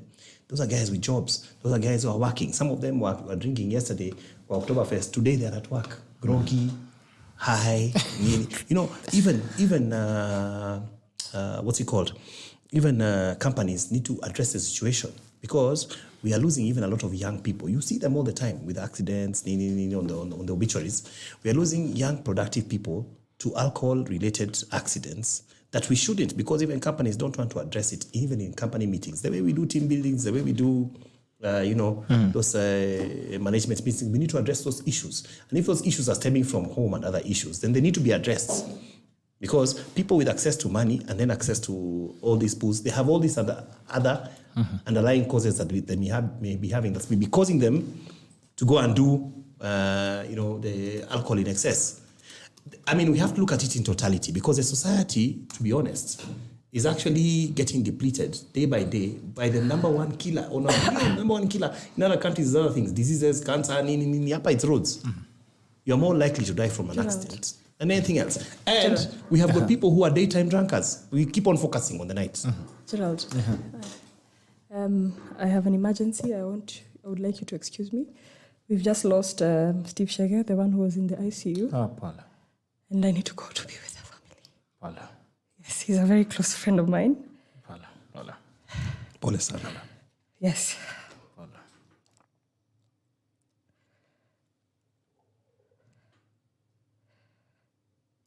Paula. You sure you can get home? Sorry? You sure you can get there? Or you get someone? No, just go to the KU referral hospital. That's where he was admitted yesterday. Okay. How are you going? No, it's okay. I'll just... I don't want to interrupt the show. Pole sana. But I don't think I can continue. Okay. Yeah. Wow. Understand, actually, Steve was trying to evade a motorbike driver who was riding from the opposite side direction, motorbike rider. And I want to believe that guy was not fully in his senses, because why would you drive on the wrong side of the road towards traffic, towards cars? I don't know. But I think these are some of the problems that you're talking about. Pole sana. Pole sana to Steve's family and also friends. I saw that this morning. I saw this morning on Facebook, and these are things that breaks hearts. Every single morning you wake up to a young life that has been lost out of carelessness and recklessness by people who should be responsible. So yeah, it's sad. It's sad that a family has lost a son. I don't know his status. If he has children, sad. He has a 6 month baby. Imagine. And a young wife. Just imagine that. 6-month child who will never get to see the father. A young lady who would never get to experience life with a partner. I mean, it calls for a bigger responsibility. And I think at this point, it's either we close all these bars in this country and we do other things with our lives, or we ensure. But for me, I'm proposing that any death that results from drunk accidents should be treated as murder. That is murder. There's no other name to call it. You might choose to sugarcoat it and give it a lot of literature, but it is murder. And any other person who gets involved while intoxicated and takes and someone loses a life should be held accountable as a murderer. That is murder, first-degree murder. Otherwise, I don't think there's no way we are going to continue in this country. Paula, Angel. Pole sana. Paula, I hope you'll be safe. All right. Levi, Look at this nonsense. No, that's how things get real, Bana. I don't know. I mean, I don't know what to think. Yeah. I think the reality always hits home when it's somebody close to us who has died. Sometimes it's just a story until it's somebody. Story here, somewhere. Until it's somebody. But then again, it catches up with you. That's one thing. It does. What's funny is we will all at some one point lose someone through that story. At some point. It does. And you know, the surprising thing is, you know, there's a huge number of people who don't consider themselves alcoholics. Mm-hmm. Yeah? Who don't consider themselves having a problem. Who read these stories, who are even listening to us right now, and it sounds like it's another guy's story. It's a banker story. Yeah? But let me just put it in perspective. Yeah. You know, everybody started with a social drink. Mm-hmm. You started with a drink that was maybe on a Friday or on a Saturday or on a sherehe, maybe you're waiting for Kenyatta Day. You know, okay. I still call it Kenyatta Day. My daughter, they asked me, what's that? Mm-hmm. And I realized age has caught up. Sisi tumekata kuita huduma. Anyway, so it starts with a social drink. And then it becomes a drink for maybe Wednesday night, ladies' night. Or maybe it's a karaoke night. Or maybe it's a Sunday. Something is happening. And then it progresses. Next thing you know, you're drinking because you're evading traffic. Traffic iko mingi. Wacha tukunye moja tu nyumbani. You know, so now you're drinking on a Monday. You find yourself, you're drinking on a Tuesday. You know, you discover kumbe at a Thursday kuna wana theme. Fulani kuna 90s or something. And there you are, you discover. Before you know it, you're drinking every day. You're drinking every day. And then now it turns into drinking in the morning because now for you to feel okay, you need to give yourself a kabusta. Asubuhi. Until you get that shot, you're not feeling sour. Yeah. And by this time, let me tell you, the first people to notice that you have a problem are the guys you drink with. If you're drinking with a bunch of people who have mentioned, jokingly or not, that, mazee jana ulilewa sana, ulikunywa sana, lakini usipeleke pombe haraka. You know? Those are the first guys who are warning you that you are sliding somewhere difficult. Before you come to even sober people who now address it to tell you, you know, ulikunywa rent, or you took at somebody, or you slapped someone, or you did, you know. And then you have pockets and moments of things you cannot remember. Yeah. Imagine umeenda out Friday, na on Saturday unapigiwa story ya ile vitu ulifanya. Taona bad. That's a problem. That's a problem. And so many guys are there. And you know what they tell themselves? Bado niko na job. Because they are still functional alcoholics. They still don't see that it's a problem. Because at least anaenda kazi. He can be seen there in the morning. Even if he's smelling of booze. At least he's there. He's meeting his targets. It's not a problem yet. Do you know how many ladies are carrying handbags with drinks inside them? For meetings. In water bottles. How many guys are having to storm out of the office at an opportune time to just rush to the car, juu ameweka kwa dashboard, achape tu ta, akwe sawa, or to a wines and spirits nearby. Very many guys. And that is the fourth stage and the closest stage to the fifth stage. Because when you get to stage number 5, because the alcohol has got those steps, when you get to that step number 5, you're far gone.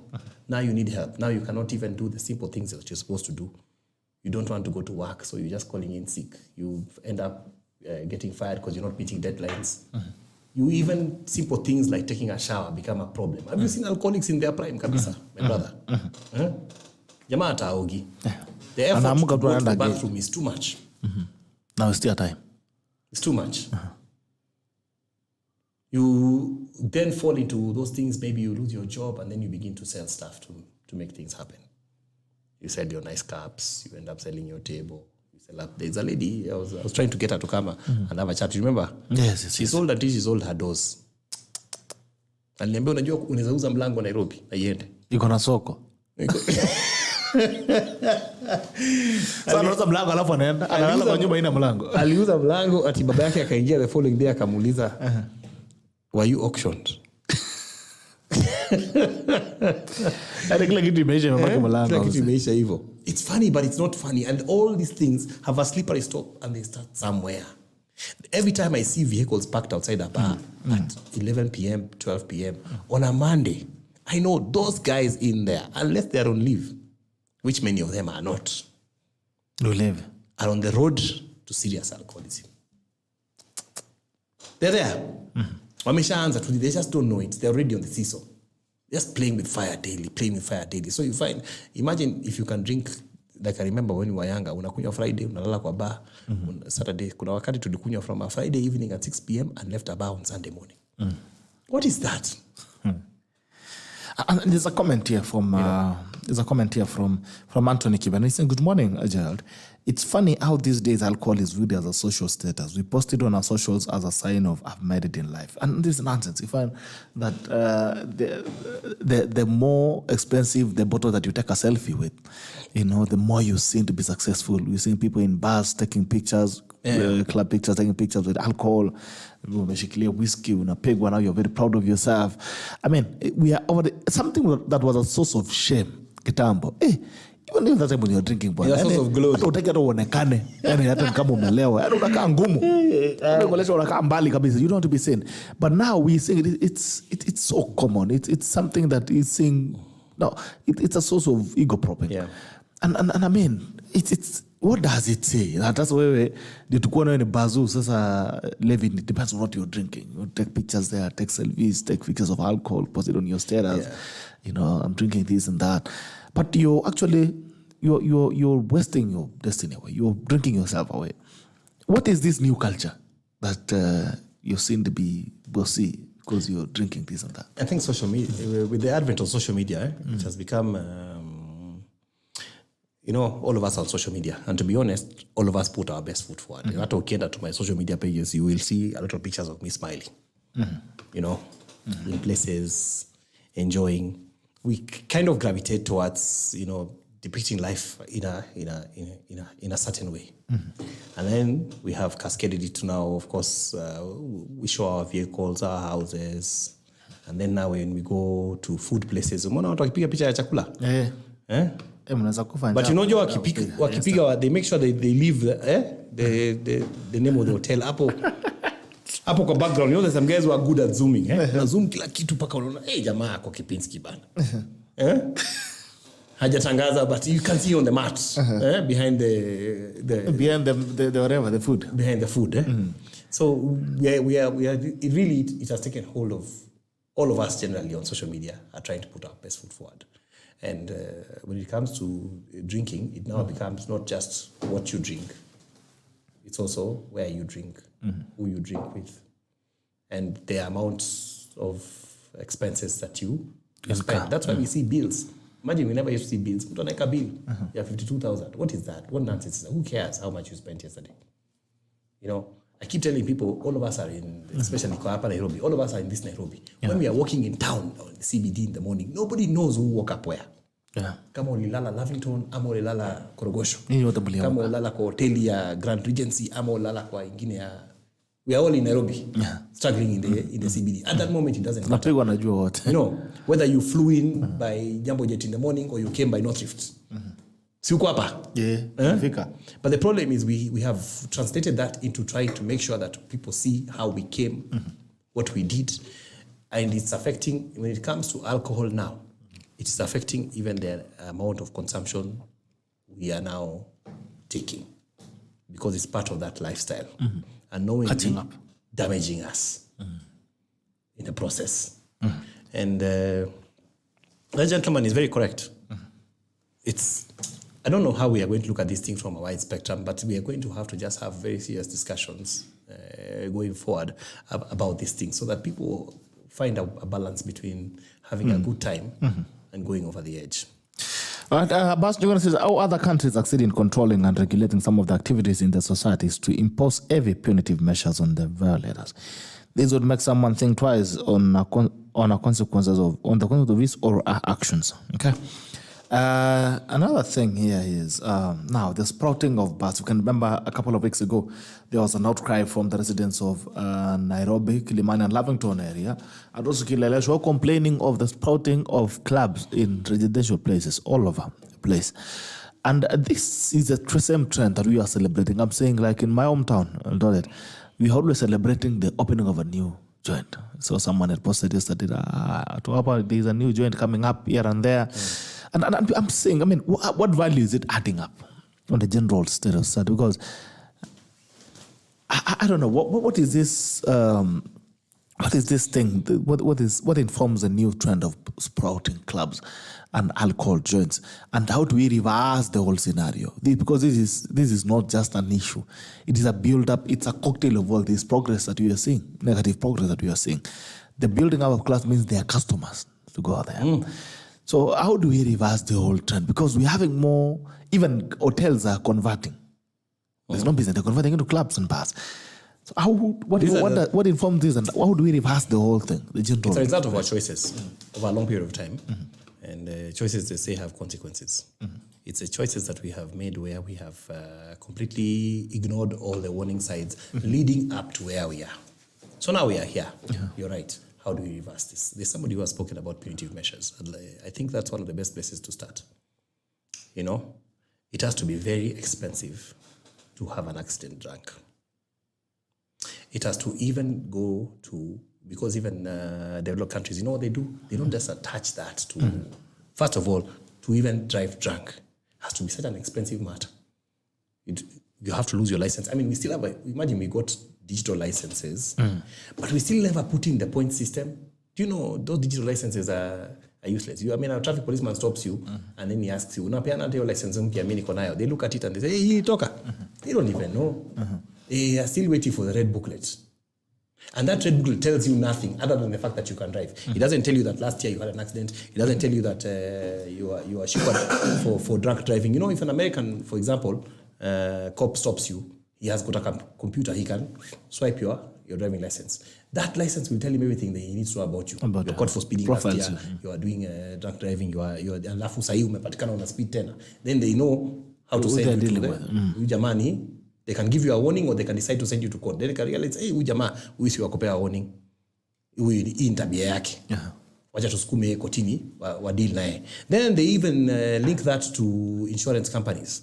You become a greater risk. You know, already as a young person, you become a risk to insurance companies. You must pay higher premium because you're 20 or 30. You're likely to jump into a Subaru and go raving all the way to Naivasha at 150. You know, sindio, you're already high risk. If you drink, you're even higher risk. Let your insurance premium not be like mine. We can't be paying the same insurance. Mimi na drive vizuri hapa to Nairobi, I'm paying 50,000 shillings. Wewe unataka ulipe 150. When you're drunk driving, ulipe 250 for insurance. It should be painful enough for it to make you think, oh, maybe I should take an Uber next time when I'm going to this particular joint. And then we also move that forward.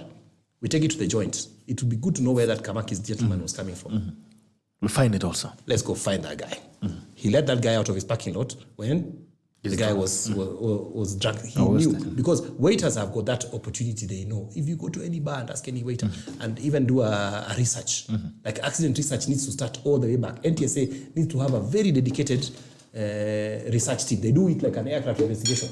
You had an accident at Kamaki's. Let's take you back. Ulianza kunywa sangapi? Ulikunywa wapi? Ukapita wapi? Ukapita wapi? Ikakuwa namna gani? Ukatoka kwa iba sangapi? You know. And what were you drinking? And who was serving you? Because even the people who serve you, ask any waiter or waitress. They will tell you how much alcohol so and so drank last night. They'll tell you, huyo ni mlevi sana. Anakujanga hapa na kunywanga paka saa moja huyo. Hata tujui alirudi aje. They know. Charge that place. Make it so punitive for them to continue doing such kind of things. Because they are not only serving alcohol even to people who are completely drunk. They are also endangering society outside there. Funga it for even for a week. Hiyo new bar alikuwa ameweka hapo. Funga saa zile ameleta international superstars na nini. Fungwe the whole weekend asikie uchungu. If we don't do that, we will not start having a grasp. Okay. It has to start with those kind of things. It will be painful for some time, and then people will start behaving. How come these same Kenyans we are complaining about and saying, oh, what do you do, what do you do? They live here. They go to Europe. They go to Dubai. They immediately behave. Tabia inarudi. Nani aliwafunza? Kumbe anakuwa na tabia ni nafasi wamepata hapa ya kucheza. Ni upuzi tu na kucheza hapa wanatuchezea hapa. They behave immediately. If we don't tighten those things, we will continue having this as the number one killer. We continue having this conversation. Telling these stories all the time. Because alcohol is a responsibility. Yes. It's enjoyable. You are enjoying. You're doing whatever you want to do. You feel a bit lightheaded. Good for you. But it's a responsibility that you also have to be accountable about. Because the moment my alcohol drinking affects you, Gerald, then I must be dealt with. Okay. Doro says, there's no value addition in drinking. Royal Evans shared. Thank you so much, Royal Evans. Jimmy Gakia, what happened to Mudutho laws? Looks like they went to Mudutho. Doro, in the US, driving drunk. Mudutho. The Mudutho with the law. Mudutho laws. In the US, driving while drunk will cost you at least shillings 1 million to mitigate. Uber is $2 or less, while a DUI is at least 100,000. Oh, 10,000 US dollars. I think 1 million. All right. So the cost of drinking in America is very expensive. All right, 30 minutes past 9 a.m. 30 minutes past 9 a.m. This is Tackle the Common Sense edition of the 20. Is it when is it today? Of 31st. 31st of October. Today is the day I lost my sister. Poor Lemon. That's one of the stories. I don't forget the date. I remember. Also, funny enough, you see, today is Halloween. Have you noticed that there's always so much drama on Halloween? Today is Halloween. Leo ndio siku ya shetani bana. Ala, shendo. Mashetu wote. This one. Umeona hata South Korea 149 people died in a stampede ya celebrate Halloween. Wow. Sister really ilitoka ngapi? Ilitoka I don't know. So witches and brooms and things and flying around and stuff like that. Funny things happen on this particular day. Funny things. Just go Google stories about Halloween. Crazy. You take an opportunity to also remember your sister. That's on 31st. I don't remember the year exactly, but I read that story. And I know she's somewhere. She is proud of what you've become. Because where she left you at that point was not the best. But yeah, I'm sure she looks over you and she is proud of you. May you continue resting in eternal peace and see you soon. It's for that reason that we have to remain strong Christians. But I can also see you. See, how do you feel now? Because I'm sure there's also, all right, you feel bad, yes, but I think there's also some sense of relief and reprieve from what you've become over time. I know you wish you was here to see. Yeah, sometimes I tell myself it would have been worse. Maybe it would have been better. You know, only God knows these things. Mm-hmm. I think over time, the sting of death manifests in the thoughts that you randomly have, especially when troubles come. Yeah. And you think, so and so angekuwa hapa tukikuwa tumeongea kuhusu hii nini. I call that the sting of death. But most of the time, to be honest, God gives you grace to continue. Even for those guys who have lost a loved one this morning. Yeah. God gives you grace. The first years are difficult. And then you don't forget the person ever, really. It doesn't get easier, but you get through. You get through. You find that you get through. Because even you, one day, you realize, then the thing is, we all realize we are checking out. Yeah, every day we are closer to checking out. We can't shikilia so much. Ungekuwa. Tungesonga. No. One day hata wewe utasonga. Hopefully you not leave people who are completely broken. And we don't want to raise people like that who, I keep on telling my children, if nikiwaona at my graveside when I'm gone, ati mnalialia hapo dadio, nitaamka na niwaweke makofi kweli. You must move on. Kiboko. God did not intend for us to mourn forever. But he intended for us to remember the departed, yes, but to soldier on. I think the only prayer we can have is that we pray to God that we die at the right time. You know, there's never a right time to die though. But then you die at the point where, I mean, you've become a good human. You've achieved enough. You die in the right way. You don't die because you're drunk and then you rammed into something and you're gone. Oh, some drunkard rammed into you. That is different. Hiyo ni kazi ya unless ukienda wewe una shughuli Mungu uja mtu alinegonga. So we pray that also God helps those guys who drum on you to stay away, protect us from the ramas, responsible ramas. Yes. And then again we pray that we die at the right time when we are not leaving people who are more vulnerable and exposed, or when we as a person, you're not at a place where you can die proudly. Unajua kuna kifo kingine unakufanga na aibu. Hata mahali unaenda ukienda mbinguni hapo unasema yenyewe hii. Ni gani hiyo? Kifo mzuri ni kufa. Unakufa ujinga. Hata unaenda hata ukienda kwa Mungu unaenda kama umeinama. We pray that even when we die we can face death with pride.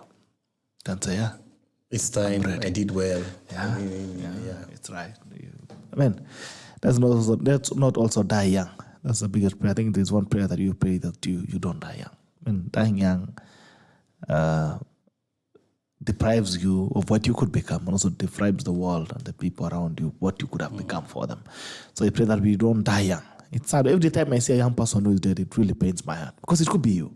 Yeah. And then you wake up and you're like, if it was me today, how would it be like? How much have I achieved? What have I been able to do for myself? And those other things. So we pray that we die when we're old enough. Ili unakufa yenyewe unasema, umefika haya, sawa tuende. Yeah. Bro. It's very sad you say that because just this month that's it's sad, you know. Every time I see a young person who has died, I ask myself, what did this person want to achieve? You know, there are things. You know, this month, by the way, a neighbor of mine passed on, and he was 36 years old, and he was a doctor. 36.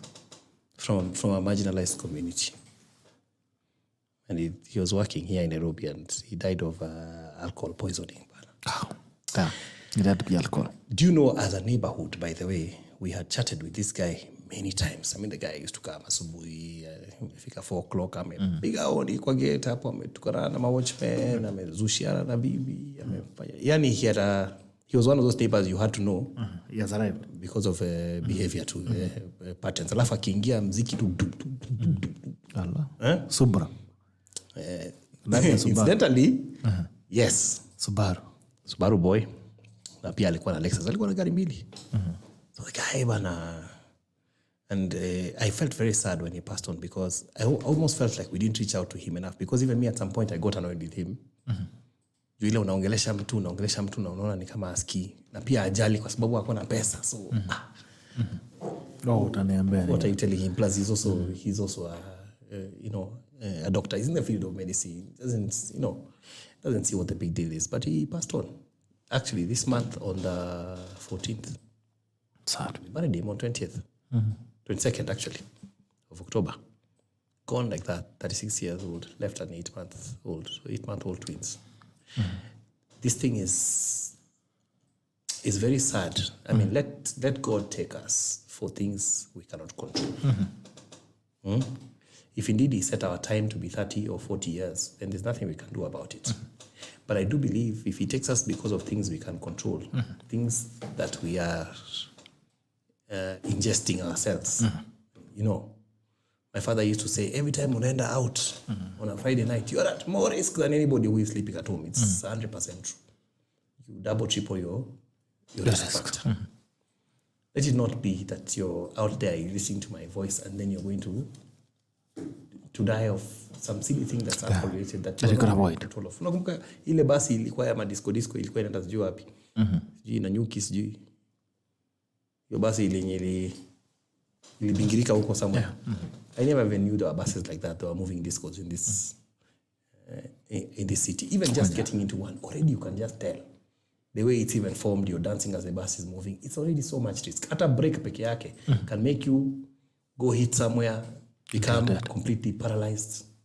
Forget death. People always say death. Imagine not being able to walk again or not being able to move your body from the neck down, bro. Unajivuta bana kama katapila. You know, you lose all your personal inhibition. You can't even go to the toilet. And then you can't even go and drink again. You can't. Hata huwezi enda kwa hiyo bar tena. You can't. And for what? Those are things people, not to tell people to be scared, but those are things people should. Those are the reality. Those are realities of life. That's how things are going. Yeah. All right, it's been a pleasure having you. Please utulete huyo mama mwenye aliuza mlango atuambie nini nyingine. Ndakuletea huyo on Monday.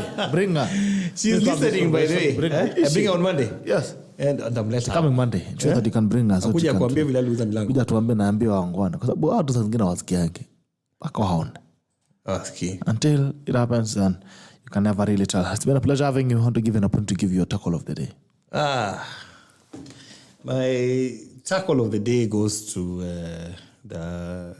well, I wouldn't say it's a tackle. Maybe let me just say it's a challenge to the incoming minister, Murkomen. Congratulations. You have a lot of work to do. Before you talk about new roads and BRT buses and all those things, just reining our tabias on the road. And that doesn't mean that we have to put in more cops and harass people. It also means that we just put in policies in place. Some of the things we have talked about, I know you're a well-traveled man, you're an educated guy, you've been to places. Just deal with some of the issues that we can deal with right here. For example, address the issues of why bars are releasing people who are drunk out into the highways early in the morning. Address the issue about why people are not having, serious punitive measures attached to their driving license concerning drunkenness and drunk driving, even speeding, things like that. Introduce a points form where you can lose your license altogether and your insurance can actually be tripled because of your bad manners on the road. Make it a very expensive affair to cause death by drunk driving and even to injure people or even to be caught drunk driving in the first place. Start there. And by the way, we'll be able to shape up this country. If we can control the loss of life, then we can introduce all those. Why build new roads and make all these other good things and then we just end up killing each other on them? And while you're doing that, please rein in the police. This thing is not just about roadblocks and money, because it seems that's all it is about to them. The more we can shika you and throw you in jail and extort 20,000, 30,000 from you, the better for the cops. So you have people dodging these cops and telling each other where the police roadblocks are so that they can just escape these things because they know they'll simply be extorted. Make them a caring police force. Why are we arresting you for alcoholism? And after we arrest you, what are we going to do about it? Send people to forced AA programs where they have to understand what it means to be driving drunk, so that we're not just catching them today. They pay 20, 30,000, 50, whatever, and then tomorrow again we are catching them because they have the money, they'll pay it again and they'll continue with their bad behavior. Make it something progressive and we'll be able to stem the tide. All right, thank you so much. That has been LEVI KONES, how is called the writer of There's No Useless Experience. And indeed, there's no useless experience, but also some experience by there can make you die. So that is but it is useful for those who remain. Jimmy Gakio, there's no rule of law in Kenya. It's as simple as that. Kila mtu anadisainia maisha yake. If you drink and drive in UAE, it's standard 30,000 AED times 3, that is plus 20 black spots plus impound fee. Do the math. It's a lot of money. So maybe that's what we need to make driving punitive. Now on Monday, you join us again as we have this conversation with Levi and also the woman who sold the door. Or the doors. I don't know the door she sold. I can't think that she sold. Let her come and tell you, I come you're calling her that. Akuja atuambie. Make us look at these things. But tomorrow we have the State of the Nation edition. And we're still having a conversation on the issues of young leadership. That is young women, or women and leadership, and the strides that we've made, the steps and missteps, the its and misses. Tomorrow we'll be having a conversation with the women. Tomorrow we have Jessica Kiblaga, who is running for Elgeyo Marakwet Senate. And also we have another lady, Mora, who is a young leader in Nairobi. So taking us through the space of women in leadership, the steps that we've made and the missteps, and also what are some of the things and challenges that we should be looking at. All right, until then, please take care and see you again tomorrow. This is your LB Talk. This is a tackle and it ends now. Bye-bye.